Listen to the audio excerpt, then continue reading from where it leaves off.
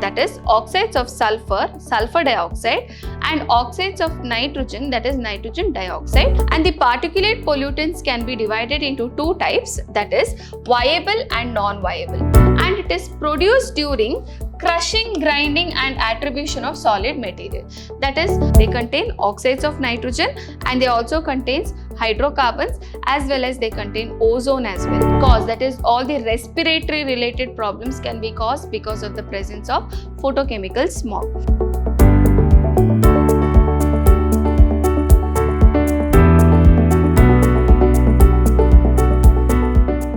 Hello my dear students, welcome back to session 2 on the chapter Environmental Chemistry. Last class we learnt about air or tropospheric pollution. Also we learnt about global warming and about the greenhouse gases or the greenhouse effect.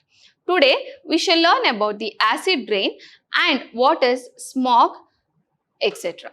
Okay, so first we have acid rain. So what is the meaning of acid rain?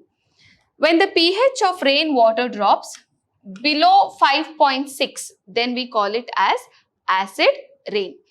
What is it? If the pH of water, that is the rain droplets, are less than 5.6, then we call it as acid rain, because we know below 7, the pH is acidic pH. Below 5.6 only it is considered as the acid rain. What are the main causes for acid rain?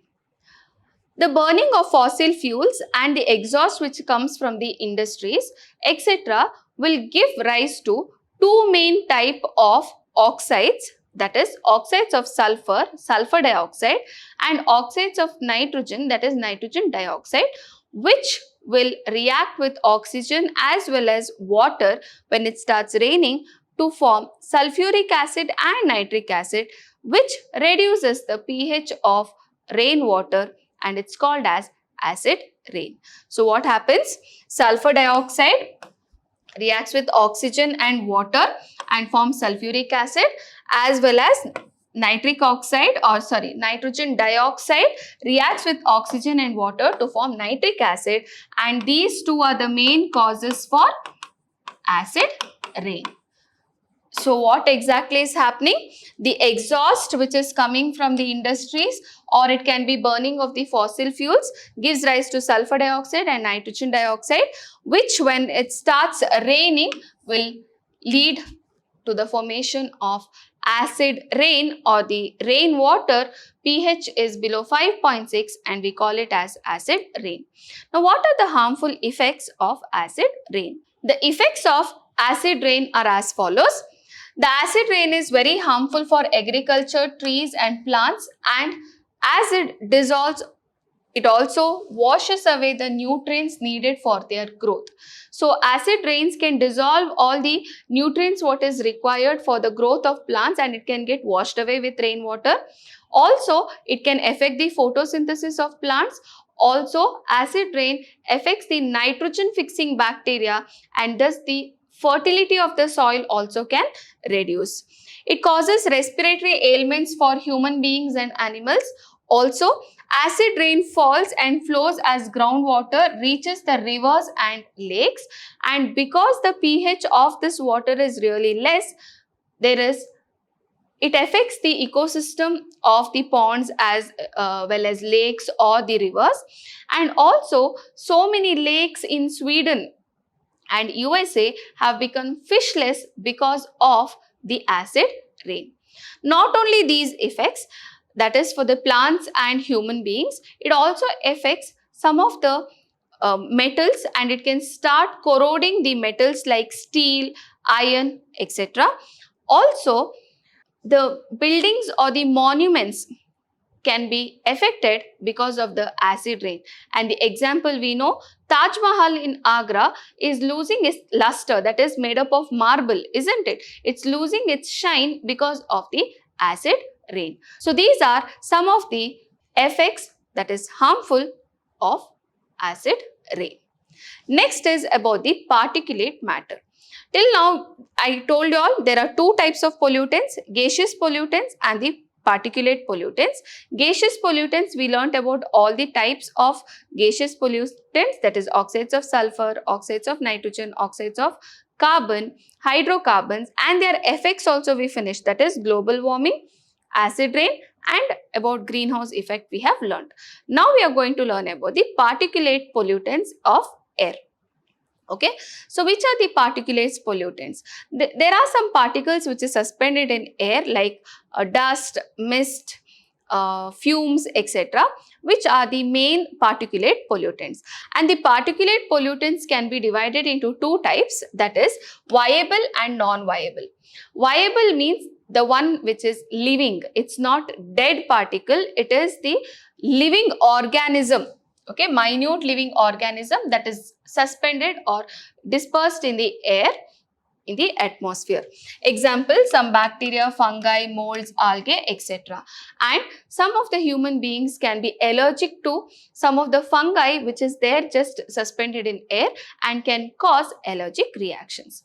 Non-viable particulate matter can be divided or classified into smoke particulate, dust, mist, fumes, etc. So we learn each one of the non-viable. They do not have any living organisms. That's why we call them as non-viable particulate particle. First one is the smoke particulates. The smoke particulate consists of solid or mixtures of solids as well as the liquid particles formed during the combustion of organic matter. Example, cigarette smoke, smoke from burning of the fossil fuel, garbage or dry leaves, oil smoke, etc. So when you're burning the fossil fuels, what comes out? We call it as smoke. It contains some solid and liquid particles which is suspended in them. Okay.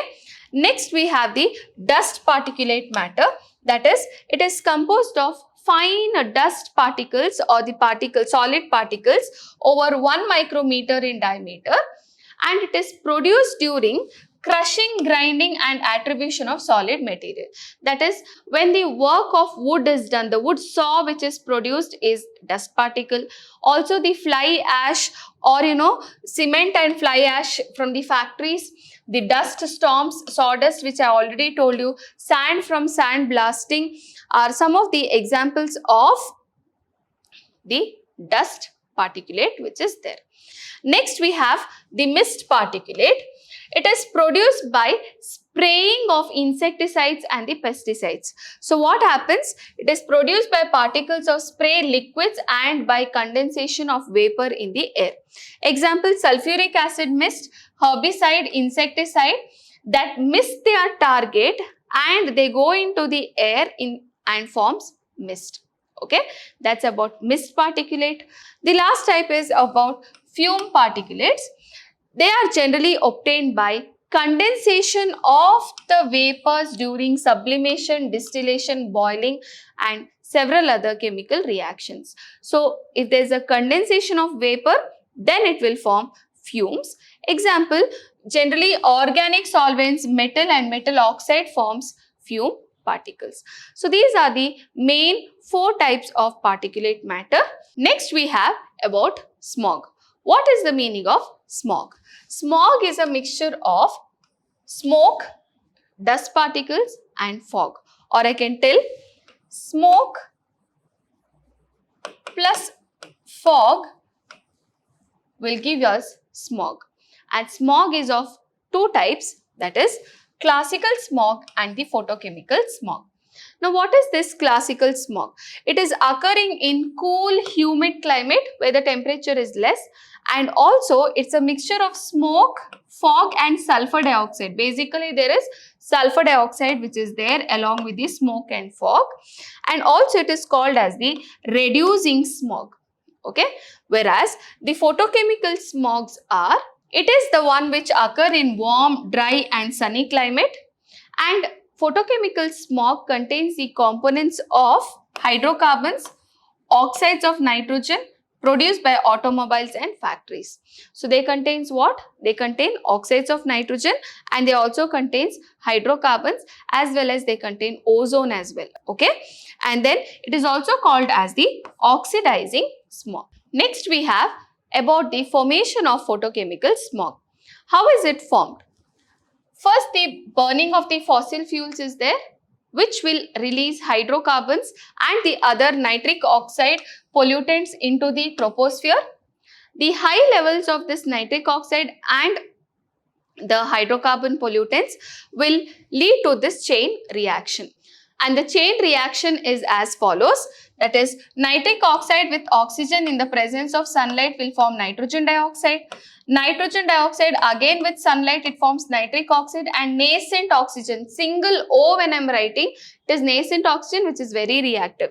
So this oxygen, nascent oxygen with oxygen gas will form ozone, and the ozone which is formed will react with the nitric oxide which is there to form nitrogen dioxide and oxygen. Similarly, the ozone which is formed can also react with methane, that is CH4 with ozone. It can form, that is formaldehyde, and water can be formed, that is 3, 2, 3 and 3. So this is formaldehyde which is formed.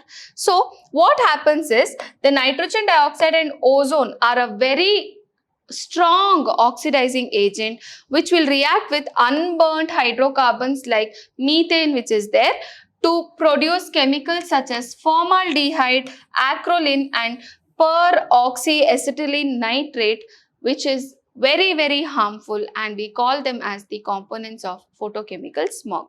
So what is formed? Very harmful formaldehyde, acrolein, etc. can be formed because of the production of nitrogen dioxide and ozone in the chain reaction. Okay, so that's about the formation of the photochemical smog. Next is the effects what we have. The ozone and PAN, that is peroxyacetyl nitrate, which is formed, are a powerful eye irritants. They can irritate the eyes. Ozone and nitric oxide irritate the nose and throat, and a high concentration causes headache, chest pain, dryness in the throat, cough, difficulty in breathing, etc. So these many problems can be caused, that is all the respiratory related problems can be caused because of the presence of photochemical smog. Photochemical smog leads to cracking in rubber and extensive damage to plant life, also causes corrosion of the metal, stones, building material, rubber, painted surface, etc. So these are the major harmful effects of photochemical smog. Next is about how to control the photochemical smog. Now here what we can do is a catalyst converter in automobiles is fitted, and this is compulsory now that the vehicle should have this, which can actually prevent the formation of nitrogen oxide and hydrocarbons from getting released from the automobiles. This is one way we can prevent it. And certain plants like Pinus, Juniperus, Quercus, Pyrus, Vitis, etc. These are that can metabolize nitrogen oxides, and therefore their plantation could help in reducing the photochemical smog. Okay, so that's about the control of photochemical smog. Next, we are going to study about the stratospheric pollution. Under stratospheric pollution, in stratosphere we have ozone, and ozone depletion is one of the major thing which we have to study in stratospheric pollution. And first, before I go into the ozone depletion, we'll understand how ozone is formed. Now, formation of ozone in stratosphere takes place like this. Oxygen in the presence of UV light, it forms nascent oxygen and nascent oxygen, that is the double bond what is there here between the two oxygen atom is broken to give nascent oxygen atoms. The nascent oxygen atoms will react with more oxygen in the presence of UV light to form ozone, and thus in that particular condition where UV light is there, it is formed and it forms a layer which protects us from the UV radiations of the sun. So what is ozone hole, or how does actually depletion of ozone takes place? So release of chlorofluorocarbon compounds, it's called as CFCs or freons, leads to the depletion of ozone by this chain reaction. What happens? For example, if this is the chlorofluorocarbon which you have CF2Cl2. In the presence of UV light, you will get a free radical chlorine and CF2Cl free radical. Okay, this free radical, now chlorine free radical reacts with ozone to form ClO and O2 is formed. So ozone is getting converted to oxygen. Then ClO further with the one more nascent free radical oxygen or nascent oxygen, what will form? Again chlorine free radical and oxygen is formed. So thus this chlorine free radical which is formed, it is over and over regenerated, and the chlorine free radical further will deplete ozone to form oxygen. Thus the ozone gets converted to oxygen, and ozone hole, or the ozone where it is not present in the layer, there is a huge gap which is there, we call it as the ozone hole which is formed. So ozone hole is depletion of ozone layer which is called as the ozone hole. And the effects of depletion of ozone layer, we can see there are so many effects which is there. We learn one by one. With the depletion of ozone layer, more UV radiation will filter into the troposphere, and UV radiation will cause all of these effects. That is aging of skin, cataract, sunburn, skin cancer in humans, killing of many phytoplanktons, that is plants, and also damage the fish productivity. That is killing of phytoplanktons will damage the fish productivity, affect the plant protein which lead to harmful mutation in the cell. Okay, plant proteins will get lead to the mutation in the cell, and also increases the evaporation of the surface water through the stomata and the leaves, and decrease the moisture content in the soil. So from the leaves, from the stomata also water is absorbed, moisture content in the soil can get absorbed. UV radiation directly affects our eyes, skin, and lead to skin cancer. Also kills the phytoplanktons, which in turn is killing or reducing the fish productivity. Also increase in UV radiation damage the paint fibers, causing them to fade faster. Okay, so these are some of the harmful effects of UV radiation, which is increased because of the formation of the ozone hole in the ozone layer. Okay, so that's about the ozone hole, and next class we'll be learning about water pollution as well as the soil pollution. So I hope you have understood today's class. Thank you, my dear children. Stay tuned, stay focused.